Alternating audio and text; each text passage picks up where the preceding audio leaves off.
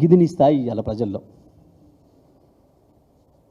ఏ సభ పెట్టినా ఎక్కడికి పోయినా వేదిక ఏందో తెలుసుకోకుండా బడి పిల్లల కాడికి పోయినా అదే, ఐటీ పిల్లల కాడికి పోయినా అదే. కేసీఆర్ మీద ఏడుపు, కేసీఆర్ మీద బూతులు తప్ప నీ బతుకు ఇంకొకటి రాదు. మేము మాట్లాడలేమా? మాకు రాదా భాష? నీకంటే అద్భుతంగా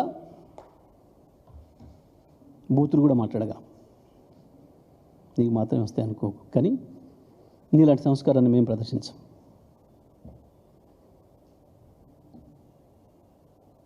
ఎందుకు ఈ అబద్ధాలు? ఏం తెచ్చినావు? నీళ్ళు తెచ్చినావా? 3 రోజుల్లో ఇస్తావా? ఒకడేం దేవాదుల నుంచి ఇస్తా అంటాడు. ఓ మతి లేని మంత్రి నీళ్ళకి ఇచ్చిండ్రు. మతి లేదు, శుతి లేదు, ఒక్కరికి సోయి లేదు. మంత్రివర్గం మంత్రి నుంచి మొదలు పెడితే మంత్రిని పెద్దపల్లి, రామగుండం, హుజూరాబాద్, ఉమ్మడి వరంగల్ జిల్లా, ఉమ్మడి నల్గొండ జిల్లా కనుక